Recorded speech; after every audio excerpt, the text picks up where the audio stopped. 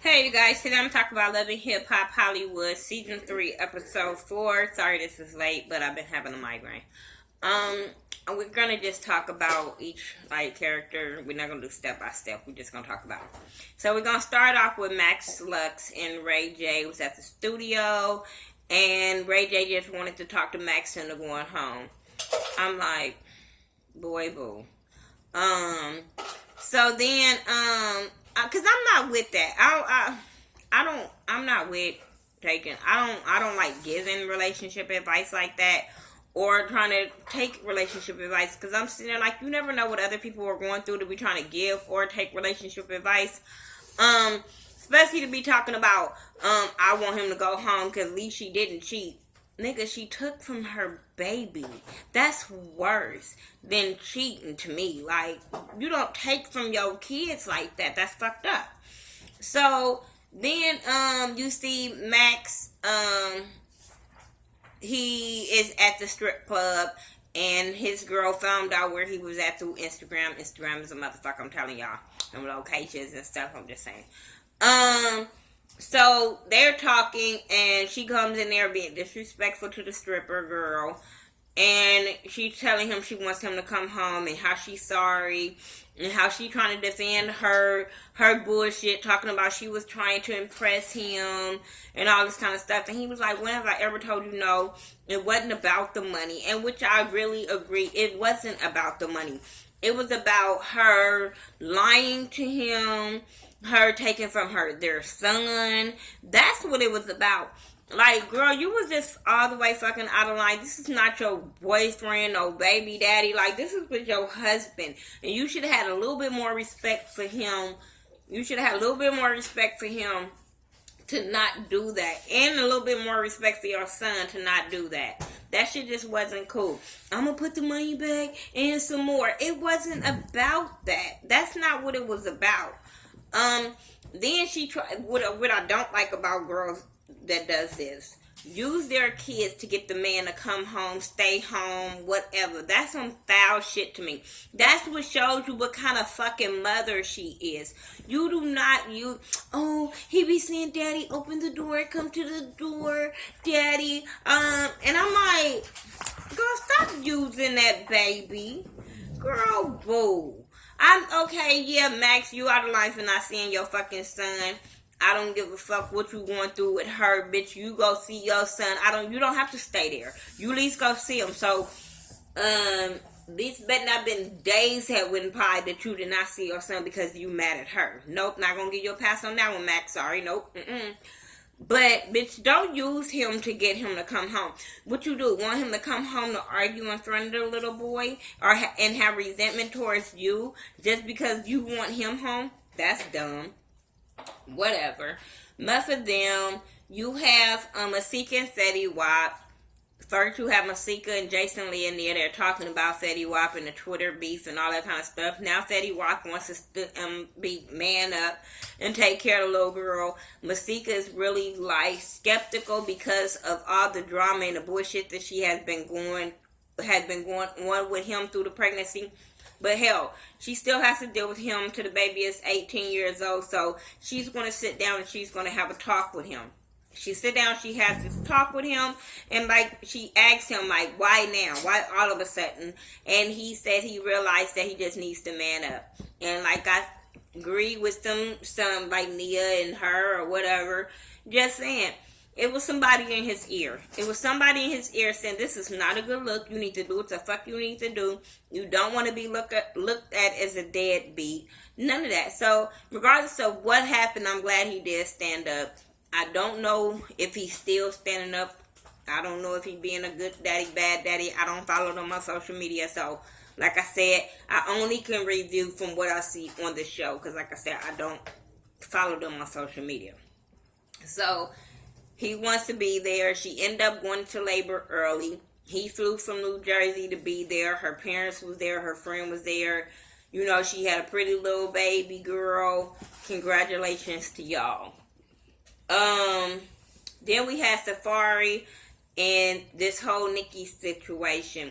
Nikki all of a sudden is part of the LGBTQ and some other shit, I guess, with Safari. I don't know. Like, I don't like when people do this at all, because this gives people things to say about the gay community, of them not really being gay. They don't really mean it. They can turn it on and off. This is what gives people these kind of things to say. And I feel like Mona is reaching with this bullshit, because it feels like you just have to have somebody gay on each Love and Hip Hop like franchise. I don't understand, because Miles and Milan is gone. We needed somebody. I don't know. I don't believe this bullshit with Nicki and this Rosa girl. I don't believe this shit with Nicki and the Safari. It seemed like both of them needed something from this. I don't understand, because Nicki, you always saying you a boss bitch. You didn't want to fuck with Fizz because he act like he wasn't a boss and didn't have his own. And what do Safari have? A rope bracelet that he got the yarn for 50 cents for a yarn, a yard. I don't know. But what do he have? Because his rap career, unless you financing his rap career, the whole motherfucking thing, the studio time, the distribution, all of that, that nigga ain't gonna make no money. Like, that nigga whack. Like, why are you... I'm tired of girls saying they boss bitches be with these busted ass dudes. Boss bitches don't fuck with busted bums, like, at all. They just don't have nothing going for themselves. When this dude was in the confessionals with this fur ass coat on, like he's in New York, because it's cold in New York. Nigga, you're in Hollywood with a big ass fur coat on with no shirt on. You look dumb as fuck. I don't understand. This is not Hollywood. This is not what Hollywood niggas do. Like, he look dumb. He sound dumb. He whack as fuck on... Nicki, it shows you like bum niggas. Because, I'm just saying. And I ain't even talking about Nicki Minaj. I mean, this one on this show. Nicki Minaj, you like bum niggas. Like, because Meek Mill's on, and him too. Like, Safari seemed thirsty as fuck. The way he was talking to Nicki, it was too thirsty for me as a grown-ass man. And then I was like, you was acting like that with K. Michelle on her show. You was a thirst bucket. Like, I don't like him. Like, he ain't even that cute. And his body ain't even that bomb. Like, I don't understand why girls is over there like, oh, his body. Oh, when he talk. This boy is nothing attractive. He seems slow. I don't know. But even when he in the studio with him and A1, I was like, this nigga's whack as fuck. A1, don't put no beat on that. Cause A1 is the dope ass producer. Don't put no beat on his bullshit. Like, make him sing that acapella. Make him clap to that shit. Don't know. But anyway, so they in the studio talking to this men about their relationships, and he really don't want to tell them about Nicki. They trying to keep it under wraps. You keeping it under wraps, but you filming it on national TV. Okay, you keeping it under wraps. Why? Because it's fake. You know, we call y'all out on your bullshit. I don't know. But he don't want to talk about her. And so then A1's telling them about how he got mama dramas with the mamas, with him and Lyrica. Him and Lyrica is good, but the mamas don't get along, and that's the only problem. Lyrica talk too much when it comes to her mama, that she needs to back the fuck up on that, and I totally agree. But so he say he's going to plan this dinner with them so they can talk out their issues and all that kind of stuff. So I was like, that's cool. He gonna give her this upgrade her ring and stuff like that. And I'm like, why do you have to upgrade her ring? Why y'all just don't go get married? We don't have to be upgrading on engagements. Can we upgrade the ring by it being marriage?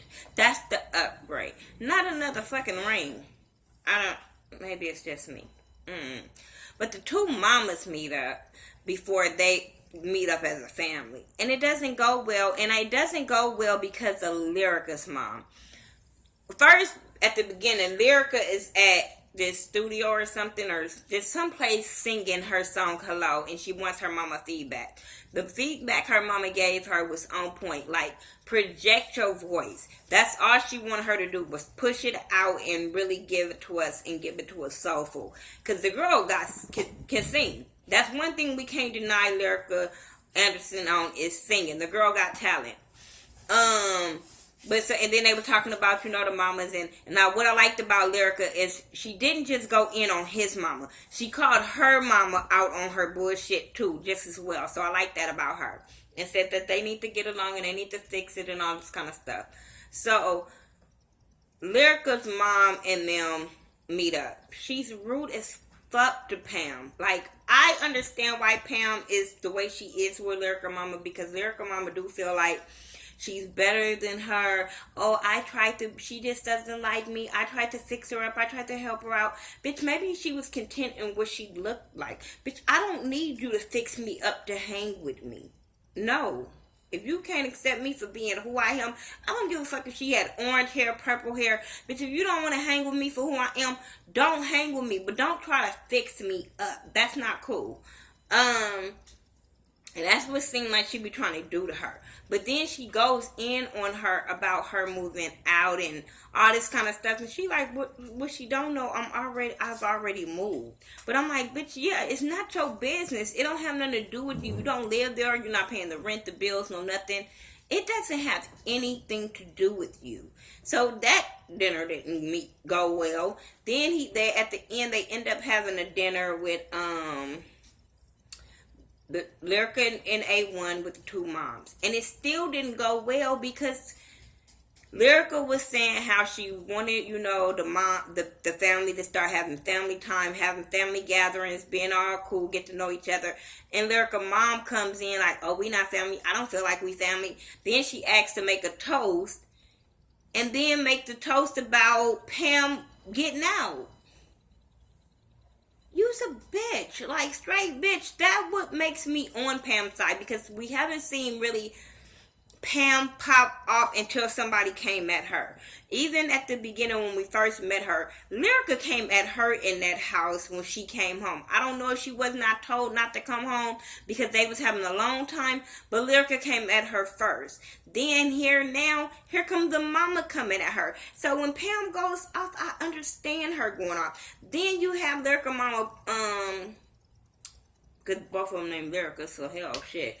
Lyrica mama, like, I don't know if she pushed the glass towards Pam. I don't know. That glass didn't stay on the table.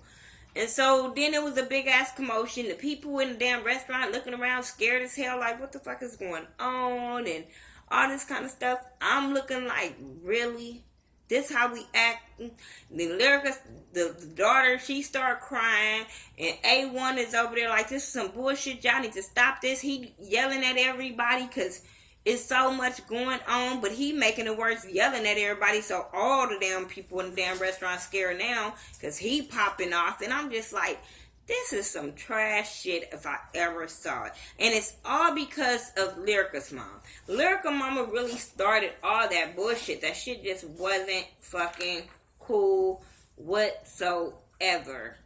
The only thing I didn't mention was Nikki and Rosa in that photo shoot, and now they in a relationship. She told Safari that, it's just them, but she still gonna do what she gonna do. She made Safari feel like he was the only one. Then she got with Rosa and made Rosa feel like she was the only one. But I'm like, you was just going off about Fizz, not being honest. And when Fizz said it was okay not to tell you everything until you guys was serious, and then you use the same thing with Rose, whatever her fucking name is. Like, you use that same excuse. Y'all fucking full of shit. This is why STDs are passed the fucking around. You're full of shit. Like, Anyway, that's all I gotta say about Loving Hip Hop Hollywood Season 3, Episode 4. Y'all tell me what y'all thought about this episode, and I will talk to y'all in the next video. Peace.